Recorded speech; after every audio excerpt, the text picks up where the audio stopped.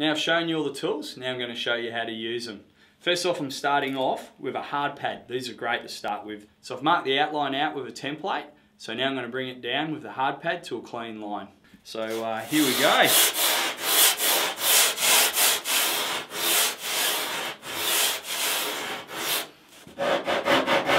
Great for the stringers as well. As you can see, the 36 grit eats the foam very, very easily. So now I'm going to get the lines out of the pre-shape with a 36 grit and a softer pad, not a hard pad, as it allows to fit into the concaves and the V. With a hard pad, you're going to have issues of it scraping the concave and the V's out. So while I'm rubbing out the lines, I'm using clean, long strokes so it doesn't change the rocker profile. Now this is where these medium pads come in handy, is when you're doing with the deck roll, it allows it to fit in and do the whole board in one clean sweep. So now I've taken out all the lines from the pre-shape machine. We're ready to start doing the rails. The medium block or hard block are both good to do the rails, so it doesn't matter which one you use. All shapers are different, everyone creates their own style over time, but I'm happy to use both. We're not trying to get it perfect at the moment, so we can finish this off later when we're fine tuning the board.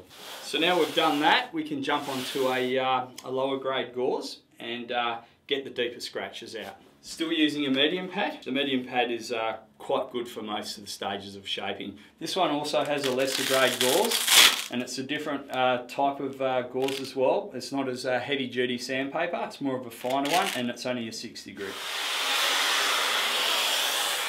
Here's a spot where the medium pads are really great because they can fit around the rail nice and tight, and they'll keep the flow of the rail nice and clean. So that's looking pretty good now. So what we'll do is we'll grab the rail gauge, and this is where they come in handy, is checking out to see if the rails are both the same on each side. Looking pretty good, so that's a good double check to use. So now we've started shaping the board, I'm just going to double check with the calipers. 2 3/4, perfect. So now we're going down to a softer pad, and the softer pad actually doesn't change too much of the shape. What we're really doing is just cleaning it up and fine tuning it and getting the scratches out. And as you can see, these fit into the board really, really nice. Alright, now we've got most of the scratches out. As the wood is harder than the foam, it's standing a little bit higher, so now I'm going to use a plane to lower it and keep it nice and clean on the stringer. This one comes really in handy. In the old days we had the spoke shows and it made it pretty hard to get in there, but this one works a treat. So what I'm doing here is I'm using the layout square to mark the fins, which I've already done, and I like to do this before I finish the rails off, so I have a reference point of where to finish and start the hard edge. So we're ready to go on the rails now. So now we're ready to finish off the rails, and I use quite a range of gauze, and I even use a little bit of sanding paper to start with. The good thing about gauze is it's so flexible, it wraps around the rails very, very easy, so it's a great tool to finish off your rails. And as you can see, the reason I marked out the fins is so now I know where to stop and start that hard edge.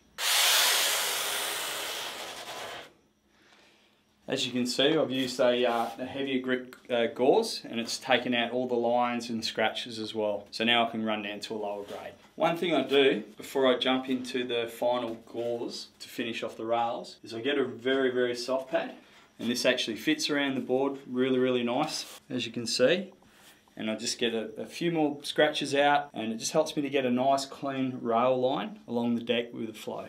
On this pad, I have a very, very, very fine grade too.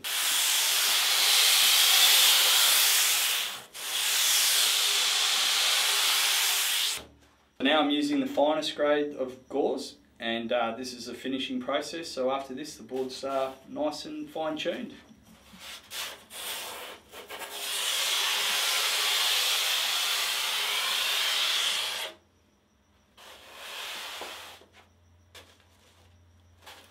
And there we have it, one finished shape.